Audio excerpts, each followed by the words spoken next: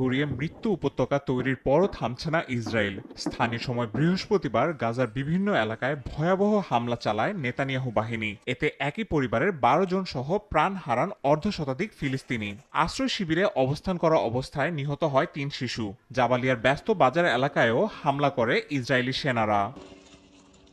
অব্যাহত হামলার মধ্যে ব্রিটিশ গণমাধ্যম দ্য গার্ডিয়ান জানিয়েছে, গোপনে গাজার মানবিক অঞ্চল হিসেবে চিহ্নিত এলাকা বাতিল করে দিয়েছে ইসরায়েল। গত মাস থেকে পুনরায় হামলা শুরুর পর থেকে ধীরে ধীরে এই পদক্ষেপ বাস্তবায়ন করা হচ্ছে। 2023 সালের ডিসেম্বর থেকে দক্ষিণ গাজার একটি ছোট অঞ্চলকে নিরাপদ ঘোষণা করা হয়েছিল, যা পরে খান ইউনিস, দেইর আল বালাহ ও আল মাওয়াসি পর্যন্ত সম্প্রসারিত হয়। এইসব এলাকায় নিরাপত্তার আশায় আশ্রয় নিয়েছিল 1 লাখেরও বেশি মানুষ। সংঘর্ষের মধ্যে ব্যাপক খাদ্য সংকটে ভুগছেন ফিলিস্তিনিরা। বৃহস্পতিবার বেত লাহিয়ায় একটি স্যুপ কিচেনে দেখা যায় অসংখ্য মানুষ খালি হাড়ি নিয়ে দাঁড়িয়ে আছেন খাবারের অপেক্ষায়।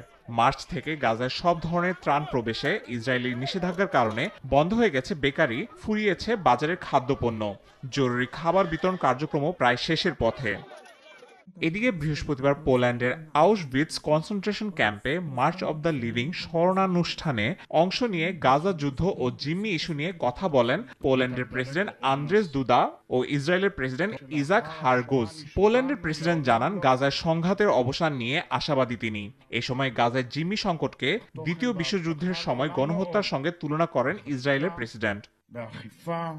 অন্যদিকে ইসরায়েল থেকে গোলাবারুদ কেনার $75 লাখ বিতর্কিত চুক্তি বাতিল করেছে স্পেন।